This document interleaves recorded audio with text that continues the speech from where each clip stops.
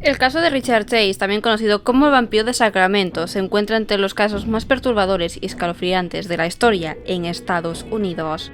Bienvenidos a Diseccionando Mentes del Mal, un canal dedicado a temas un tanto delicados y no del agrado de cualquiera. Antes de seguir, como siempre, tenéis toda la biografía empleada para hacer este vídeo en la descripción y te aconsejamos ver los vídeos anteriores que hemos realizado para apoyar a este canal a seguir creciendo. Y por supuesto, si te gusta este tipo de contenido, te invito a que te suscribas. Richard Trenton Chase nació el 23 de mayo de 1950 en Santa Clara, California. A lo largo de su vida, Chase desarrolló una serie de trastornos mentales y psicosis que finalmente lo llevarían a cometer una serie de asesinatos brutales en Sacramento, California, a finales de la década de 1970.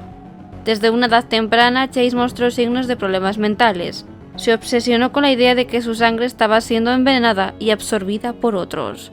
Creía firmemente que necesitaba beber sangre para mantenerse con vida y evitar que se le secasen los órganos.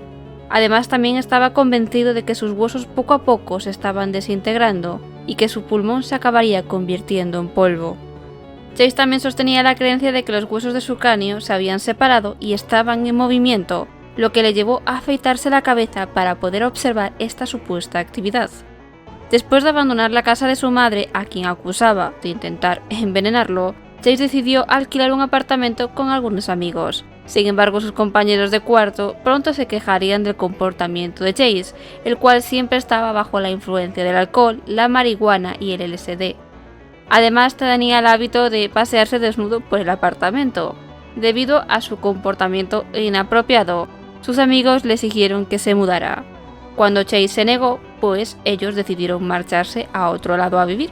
Una vez que Chase se quedó solo en el apartamento, fue ya cuando comenzó a capturar, matar y desmembrar diversos animales, a los que luego devoraba crudos. A veces incluso mezclaba los órganos crudos con Coca-Cola en una licuadora y bebía la mezcla resultante. Chase creía que al ingerir estas criaturas estaba evitando que su corazón se encogiera o se deteriorara de alguna manera. A medida que esta psicosis avanzaba, Chase comenzó a experimentar delirios y alucinaciones cada vez más intensos. Convencido de que los nazis lo habían transformado en un ser no humano, comenzó a consumir drogas recreativas y a abusar del alcohol para aliviar su angustia. Su comportamiento también se volvió cada vez más extraño y errático, lo que le llevó a terminar ingresado en un hospital psiquiátrico.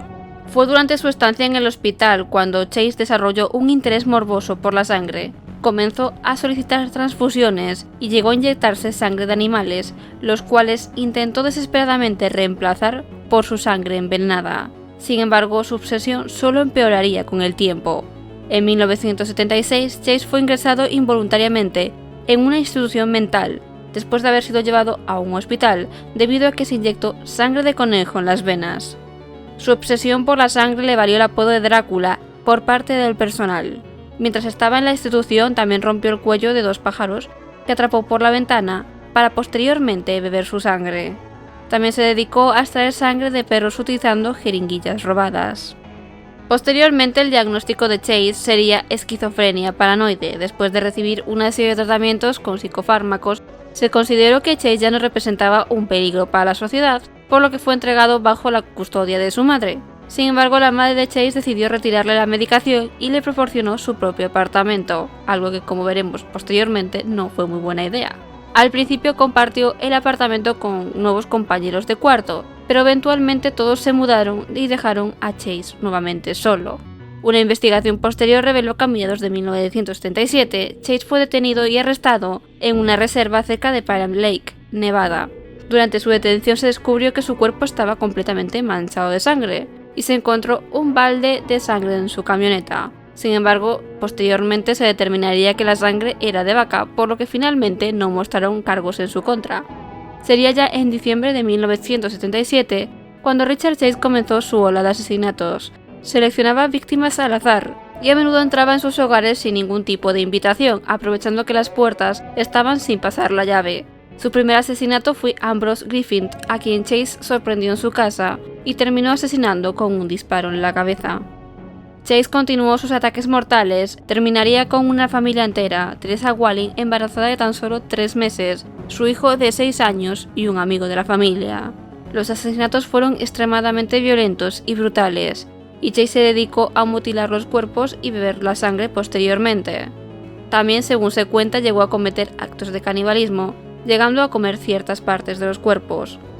La serie de asesinatos por parte de Chase generó pánico y paranoia en la comunidad de Sacramento. Las autoridades se vieron presionadas para capturar a este individuo, responsable de estos terribles actos. Se formó un equipo especial de investigación para resolver el caso, y la presión y la atención mediática sobre ello creció rápidamente.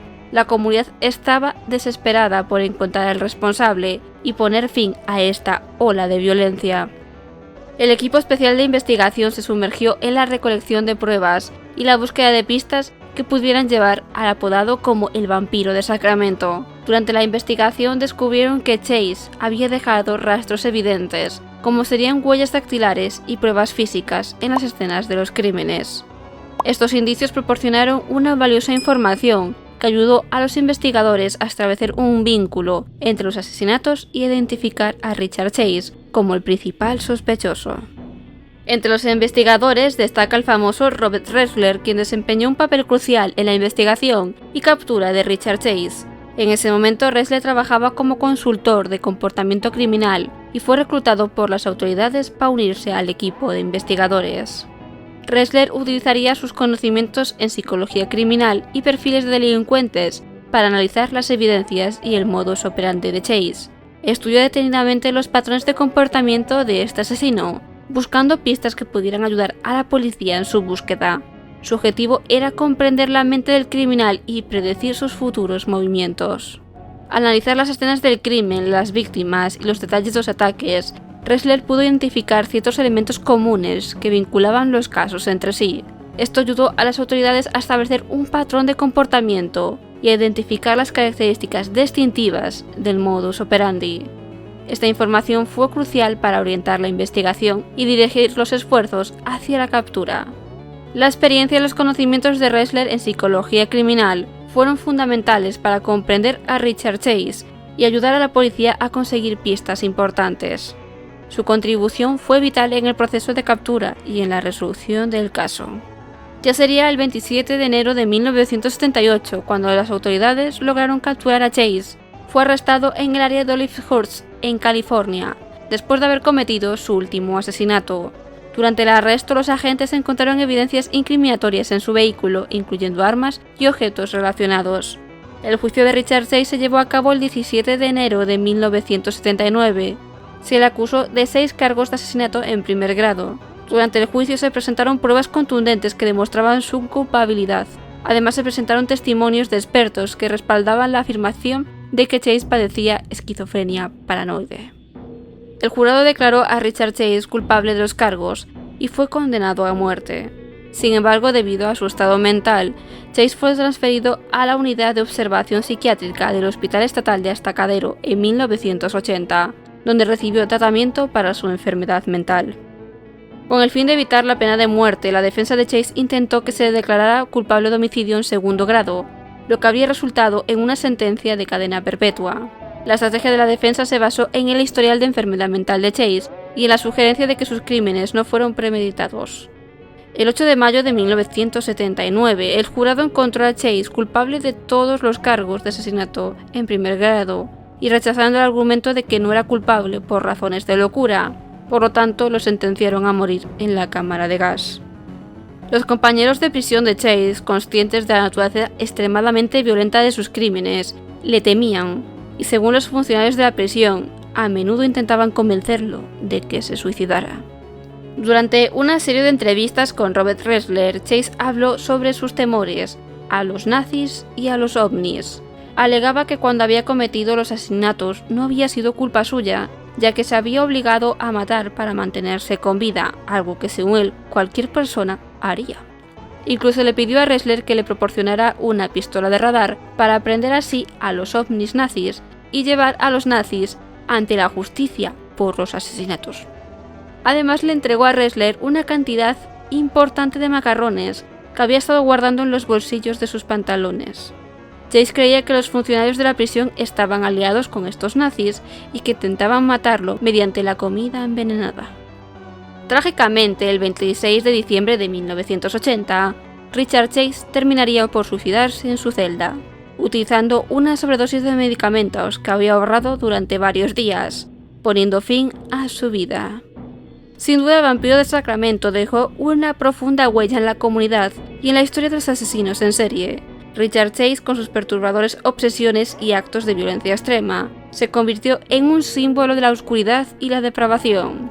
Su caso también sirvió para destacar la importancia de la salud mental y la necesidad de una intervención adecuada en casos de enfermedad mentales graves. Hasta el día de hoy, el caso de Richard Chase continúa siendo objeto de estudio y análisis por numerosos expertos en criminología y psicología.